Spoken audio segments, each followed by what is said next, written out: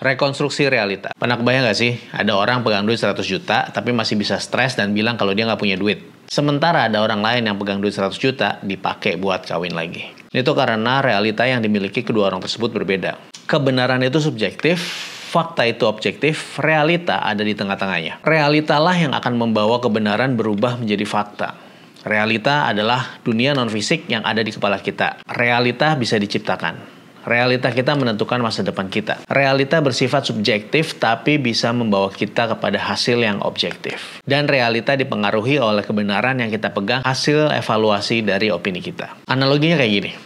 Orang miskin bisa beropini kalau dia udah ditakdirkan untuk hidup miskin karena lahir dari keluarga miskin di desa yang paling miskin dan jauh dari nasib baik. Kemudian orang miskin tersebut memutuskan mengadopsi opini ini sebagai kebenaran hidupnya. Berdasarkan kebenaran ini, dia membangun realita hidupnya untuk hidup sebagai orang miskin. Dan faktanya terus membuktikan kalau orang tersebut tetap miskin seumur hidupnya. Sekalipun tiba-tiba ada jackpot yang membuat orang miskin tersebut menjadi kaya, misalnya 100 juta ya, dalam waktu yang relatif singkat, orang tersebut akan miskin lagi, pasti. Karena dia hidup dalam realita kemiskinan.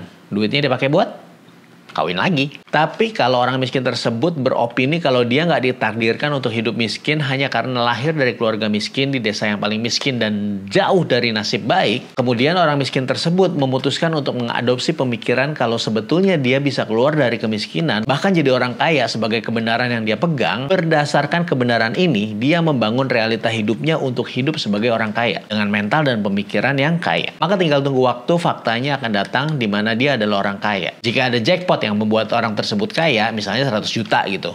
Jackpot tersebut akan menjadi bensin untuk mempercepat pertumbuhan kekayaannya karena realita yang dia miliki adalah 100 juta itu nggak sebanding dengan mungkin 100 miliar yang dia tuju. Perbedaan akhir dari dua cerita tadi adalah bagaimana si orang miskin tersebut membangun dan menghidupi realita kehidupannya. Kita bisa menghidupi realita kehidupan yang berbeda dari fakta yang terlihat. Tapi kita harus membangun realita kehidupan sebelum fakta menghampiri kita. Air selalu mengalir ke tempat yang lebih rendah.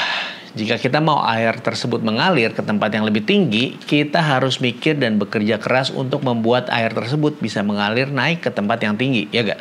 Demikian juga hidup. Kalau kita hanya mengikuti kemana kehidupan mengalir tanpa berpikir dan bekerja, hidup kita akan mengalir turun. Perlu kerja keras untuk bisa membuat kehidupan kita naik. Tentu aja ini juga tergantung dari dimana kehidupan kita mulai gitu. Ada orang-orang yang lahir di tempat dimana sekalipun dia terjun bebas, dia tetap akan mendarat di tempat yang lebih tinggi dari orang-orang lain. Karena dia berasal dari tempat yang sangat tinggi. Tapi ini bukan sesuatu yang bisa kita pilih. Daripada kita menyesali tempat dimana kita mulai, lebih baik kita mengusahakan supaya kita nggak mengalir ke tempat yang lebih rendah lagi, ya gak? Bahkan kalau bisa naik ke atas di mana sekalipun kita terjun bebas, kita nggak akan mendarat di tempat di mana kita berasal. Karena ketika kita nggak melakukan sesuatu yang berarti, udah pasti hidup kita mengalir ke tempat yang lebih rendah lagi. Hidup memang nggak adil dan nggak pernah adil memang. Tapi pertanyaannya tinggal bagaimana kita bersikap terhadap ketidakadilan dalam hidup. Bagaimana kita merekonstruksi realita kehidupan seperti apa yang kita inginkan sebelum fakta mengkonfirmasi realita kehidupan kita. Ada dua jenis realita. Yang pertama, realita yang diberikan kepada kita.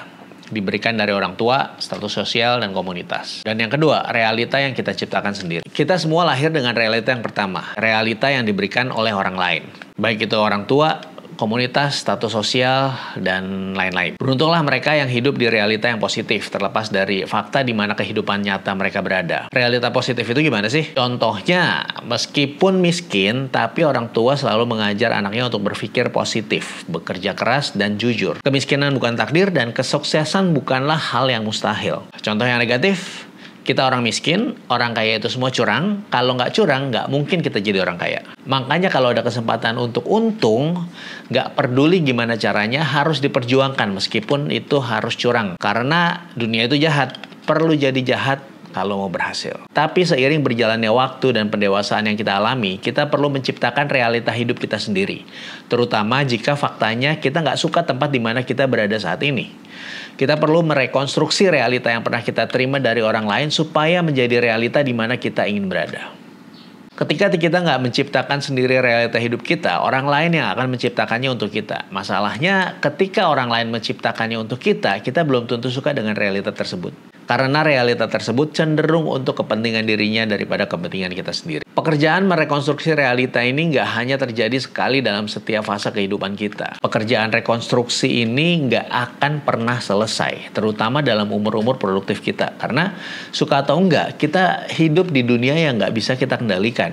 Kecuali Anda lahir di keluarga elit global yang mengendalikan dunia,